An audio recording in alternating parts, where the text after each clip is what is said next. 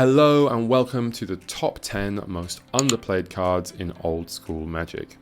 Now my favourite way to play old school is Xpoints, which is a format where we can only use 10 points worth of cards from this list. Now this will affect this video. If you'd like to find out more, please check the links below.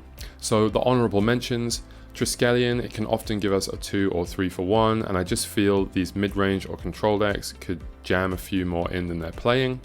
City in a Bottle is obviously a great card, and it's just mostly underplayed because of how expensive it is. Unstable Mutation, it's like the blue giant growth. And Old Man of the Sea, actually I've never ever really seen play, which surprises me because it can make life annoying for a whole lot of cards, for example all of these. At number 10, Mirror Universe. Possibly underplayed because of how expensive it is, but it's such a great card against aggro decks, particularly coming from control or combo decks that won't really attack the life total until later in the game. Bringing these in from the sideboard can be really devastating against those aggro decks, especially if you can switch life totals and then they're low enough where you can just burn them out with a fireball or something. At number 9, Desert, and only at number 9 because more and more people are playing it and realizing how good it is lately. Not only can it tap for colorless mana, it can also shoot attacking creatures for 1. Now, this doesn't seem like much, but trust me, there's a lot of creatures that only have 1 toughness, including all of these.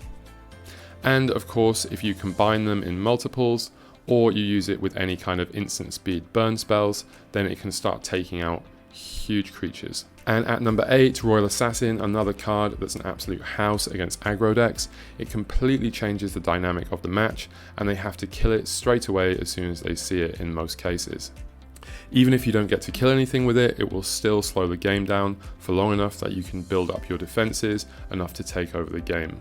To me, it feels like Black's Preacher, or Old Man of the Sea, I guess. It's just a must-answer card in some matchups. Is it good against control or combo?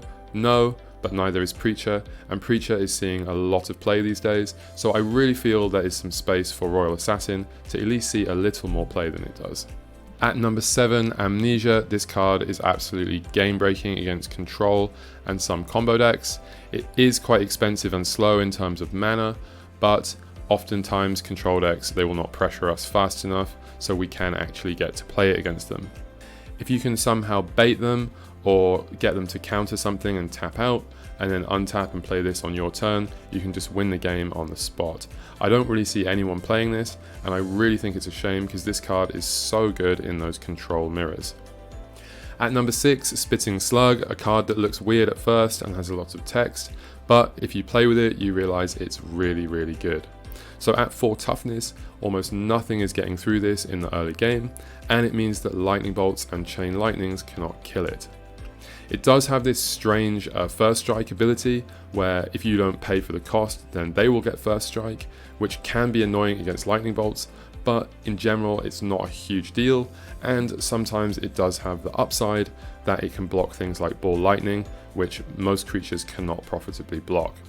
Also being green, it means it can come down as early as turn 2 off something like a Llanowar Elf or a Birds of Paradise, and trust me, if you have this on turn 2, aggro decks are just completely stopped in their tracks. And shout out to Giant Turtle, where if you're not really bothered with attacking, and you are worried that lightning bolts plus the slug's first strike ability will come back to bite you, then Turtle might be a little better. Also, Turtle is worth almost nothing and much easier to find. Spitting Slug's not really expensive, but for some reason I found it a little harder to find them, whereas giant turtles are everywhere and worth nothing. At number 5, I'm probably going to butcher this pronunciation, but Combarge Witches. At 3 toughness, it can stop many aggro creatures in their tracks, and being able to tap to ping things for 1 is really good, especially when it comes on turn 2. This thing is like a Prodigal Sorcerer on steroids. One of the main weaknesses of Sorcerer is that it can't really attack or block very well at all, but being a 1/3 and costing 1 mana less makes this thing much more resilient in combat.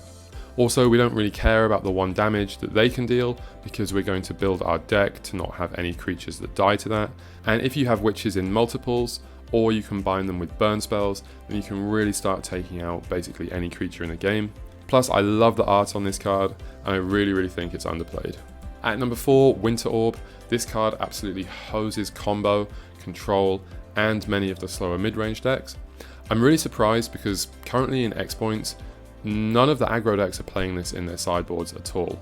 I'm really surprised by that because I would have thought it would have been an auto include in many of those lists. So maybe some of the decks with Armageddon might not want this, maybe some of the burn based decks might not want this, but it seems like the creature based aggro decks, things like Merfolk or any of the green based aggro decks, they would really benefit from having something like this in their sideboard. Coming in at number 3 and absolutely criminally underplayed is Terror. It's just one of the best removal spells in the format, especially a format like Xpoints, where you have to pay points for things like Mishra's Factory, and the format is full of creatures, especially creatures like these. And Terror deals with all of them for just 2 mana at instant speed.